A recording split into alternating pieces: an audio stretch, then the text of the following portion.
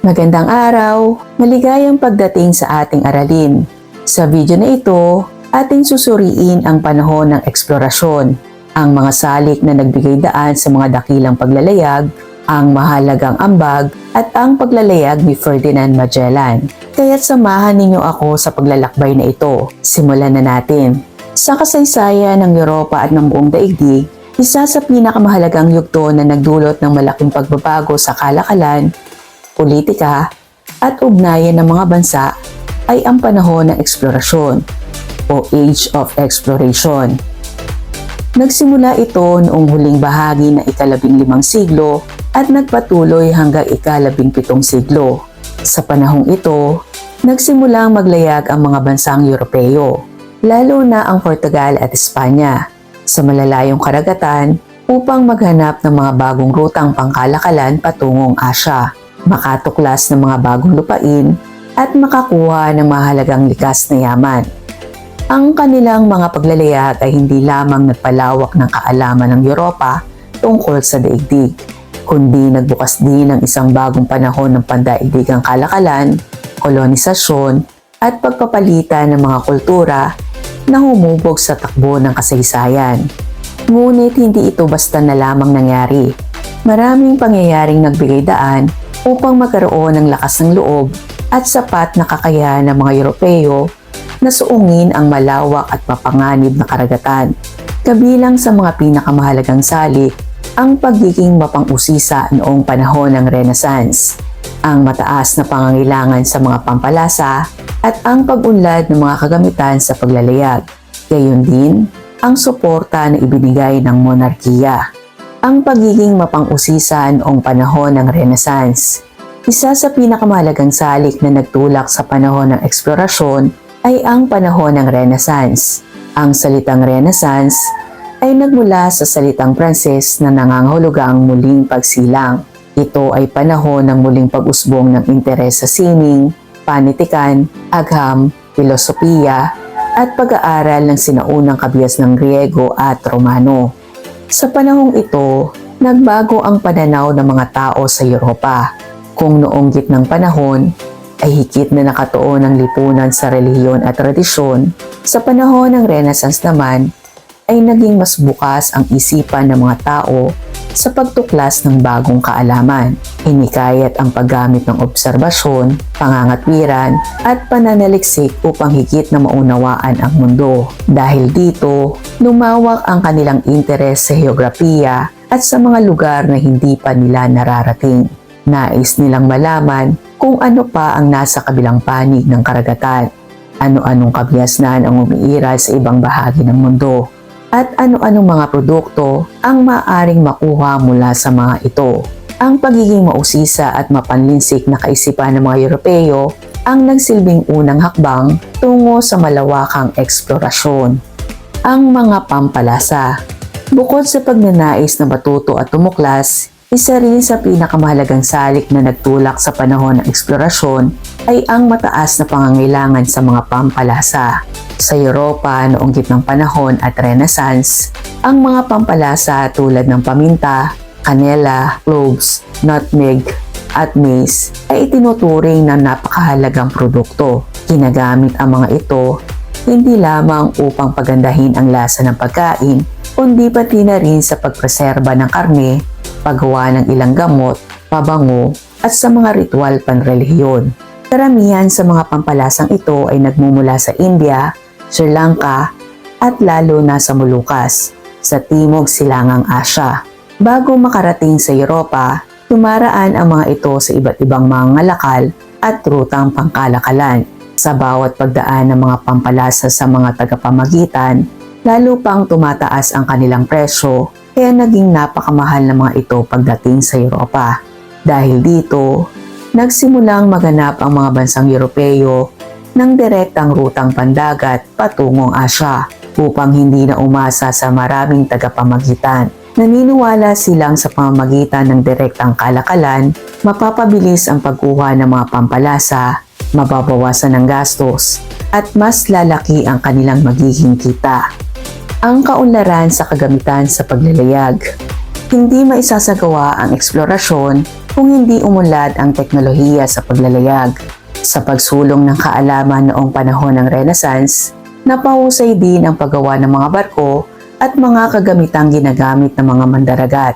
Isa sa mga pinakamahalagang inobasyon ay ang caravel, isang barkong may magagaan ngunit matitibay na layag na kayang maglayag kahit salungat ang direksyon ng hangin. Dahil dito, naging mas mabilis, mas maayos at mas ligtas ang paglalakbay sa karagatan. Malaki rin ang naitulong ng kompas na nagsilbing gabay sa pagtukoy ng direksyon kahit wala nang nakikitang kalupaan ang mga mandaragat. Ginamit din nila ang astrolabe upang matukoy ang kanilang lokasyon batay sa posisyon ng araw at mga bituin. Samantala, ang mga Fortoland map ay nagbigay ng mas detalyadong impormasyon tungkol sa mga baybayin, daungan at mga rutang pandagat. Sa tulong ng mga kagamitang ito, nabawasan ang panganib ng paglalayag at naging posible ang paglalakbay sa mga lugar na dati ay hindi naaabot ng mga Europeo. Ang suporta ng monarkiya. Ang huling mahalagang salik na nagbigay daan sa panahon ng eksplorasyon ay ang suporta ng monarkiya. Ang pagsasagawa ng isang ekspedisyon ay nangangailangan ng malaking halaga ng salapi. Kinakailangan ang pagbili ng mga barko, pagkain, kagamitang pandagat, armas, at pagbabayad sa mga mandaragat na sasama sa paglalakbay. Dahil dito, hindi kayang pondohan ng karamihan sa mga mangangalakal ang ganitong kalalaking ekspedisyon. Ang mga hari at reyna ng Europa ang nagbigay ng kinakailangang suporta sa mga eksplorador. Naniniwala silang ang pagtuklas ng mga bagong rutang pangkalakalan at mga lupain ay magpapalawak ng kanilang kalakalan, magdadala ng mas maraming kayamanan sa kanilang kaharian at magpapalakas ng kanilang kapangyarihan laban sa ibang mga bansang Europeo. Bukod dito, layunin din nilang maipalaganap ang Kristyanismo sa mga bagong lugar na kanilang mararating. Sa pamamagitan ng suportang ito, naisakatuparan ang mga paglalayag ni Bartolomeo Diaz, Vasco da Gama, Christopher Columbus at Ferdinand Magellan. Ang kanilang mga ekspedisyon ang nagbukas ng bagong yugto sa kasaysayan ng daigdig. Ang pagbagsak ng Constantinople at ang ugnayan nito sa kalakalan. Noong taong 1453, bumagsak ang Constantinople, ang kabisera ng Imperyong Byzantine. Matapos itong masakop ng Imperyong Ottoman sa pamumuno ni Sultan Mehmed II. Mahalaga ang lungsod na ito dahil nagsilbi itong pangunahing sentro at daanan ng kalakalan sa pagitan ng Europa at Asya. Nang mapasailalim sa pamamahala ng mga Ottoman ang Constantinople, nakontrol nila ang mahalagang rutang pangkalakalan sa pagitan ng Europa at Asya. Dahil dito, naging mas limitado at mas magastos ang pagkuha ng mga produktong Asyano para sa mga mangangalakal na Europeo. Upang makaiwas sa rutang kontrolado ng mga Ottoman, nagsimulang maghanap ang mga bansang Europeo ng bagong rutang pandagat patungong Asya. Ang pangyayaring ito ang naging isa sa pinakamahalagang salik na nagbigay daan sa pagsisimula ng panahon ng eksplorasyon. Ang paglalakbay ni Marco Polo at ang ugnayan nito sa panahon ng panggagalugad. Noong ika-13 siglo, naglakbay ang Venetian na mangangalakal at manlalakbay na si Marco Polo mula sa Europa patungong Asya sa pamamagitan ng Silk Road. Sa kanyang pananatili sa China sa ilalim ni Kublai Khan, nasaksihan niya ang kasaganaan ng silangan at ang maunlad nitong kalakalan. Pagbalik niya sa Europa, isinulat niya ang kanyang mga karanasan sa aklat na The Travels of Marco Polo. Ang kanyang mga salaysay tungkol sa kayamanan at kasaganaan ng Asya ay nagbigay ng inspirasyon sa maraming Europeo na tuklasin ang silangan at maghanap ng direktang rutang pangkalakalan. Ang mga motibo ng kaluranin sa pananakop. Matapos matuklasan ng mga Europeo ang mga bagong rutang pandagat, hindi lamang pag-usisa ang nagtulak sa kanila na galugarin ng iba't ibang bahagi ng daigdig. Ang kanilang mga paglalakbay ay may layuning pang-ekonomiya, pampolitika at panrelihiyon na naging daan sa pananakop ng mga bagong lupain. Ang mga motibong ito ay kilala bilang 3G, ang gold, glory at God. Ang gold ay tumutukoy sa paghahangad ng kayamanan sa pamamagitan ng kalakalan, ginto, mga pampalasa at iba pang likas na yaman. Ang glory ay tumutukoy sa pagnanais na mapalawak ang kapangyarihan at karangalan ng kanilang kaharian sa pamamagitan ng pagtatatag ng mga kolonya. Samantala, ang God ay tumutukoy sa layuning maipalaganap ang Kristyanismo sa mga bansang kanilang narating.